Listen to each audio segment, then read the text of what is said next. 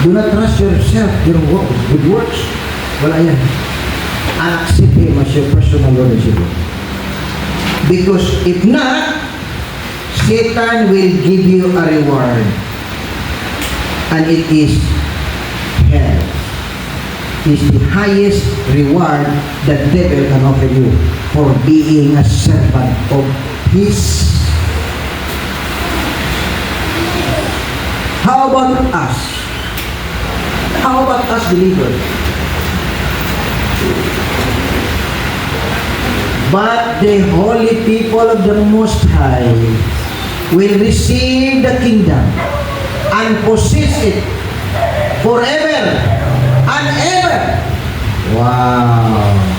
We who believe the Lord Jesus Christ will possess the kingdom forever and ever. This is the highest thing that Christ will give us who believes in Him.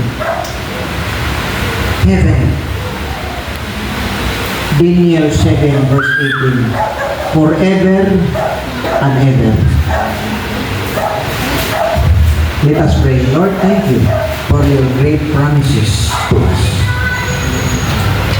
Salamat po, Panginoon. Dahil dito kami po ay na-encourage na maging faithful to the end. Kahit marami pa kami mga problema sa buhay, marami kaming mga obstacles sa aming as we live as a Christian.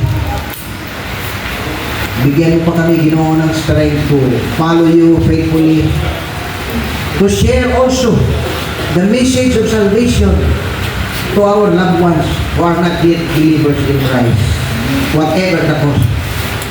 Kasi kawawa sila. So Lord, marami pong salamat sa time na binigay mo sa amin na kami po ay mabigyan mo ng kaalaman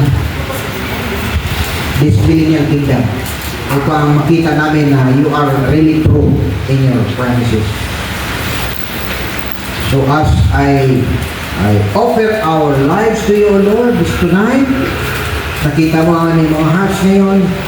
We offer our hearts to you, our services. I know na you will be happy. Now we will commit ourselves to you, to serve you, to live righteous life, to be holy in all our ways.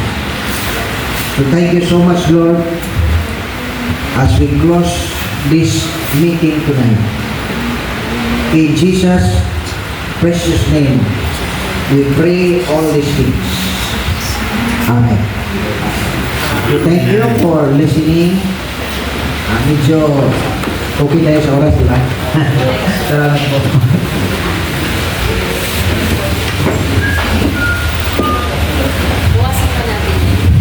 Bueno, salamat sa Panginoon sa kanyang natapos na pag-aaral, no?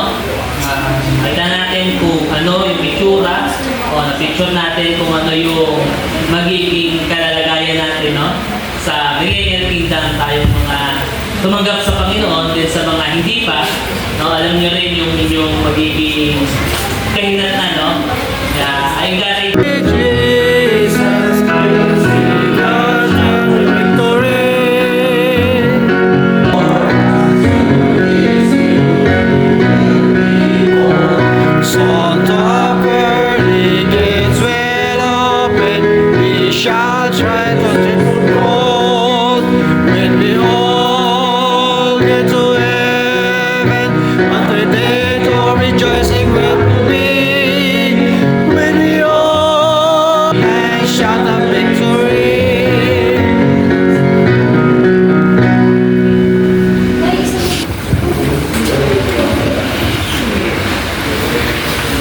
Maraming salamat sa salita ng Diyos, no? Nabusog tayo mula pa nung Friday night, pinagdala ng umaga, ng gabi.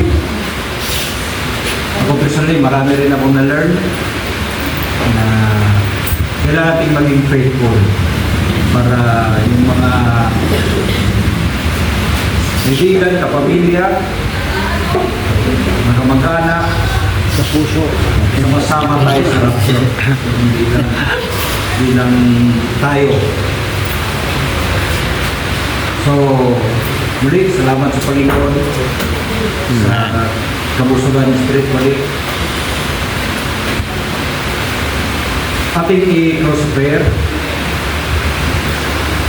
Ama naming Diyos, maraming pong salamat sa natapos na mensahe ng gabi. Salamat Panginoon na sa pagturo mo sa amin mula po nung Friday ng gabi hanggang umaga at hanggang ngayon Lord, ikaw nagpusok sa amin sa iyong salita. Salamat din Lord sa paggamit mo sa iyong mga lingkod, mga kasibigan, na impart nila Lord ang kanilang natutunan ng salita na kami rin ay matututo, Panginoon, regarding the future things. Salamat, Lord, sa mga kapatiran na sumusuporta dito ngayon. Salamat sa kanilang willingness na makinig sa iyong salita. At ako nanalangin, Lord, sa mga bisita na hindi pa sigurado sa kanilang kaligtasan. Ikaw mangusap, Lord, sa mga puso at isipan na makita nila kanilang mga sarili gaya na sa amin dati sa pagiging makasalanan at panampalatayaan, paniwalaan nila sa Kristo na siyang namatay sa krus. Bayad sa aming mga kasalanan. At ang pangako ng Panginoon, kami ay maliligtas. Sana Lord, na hindi matapos ang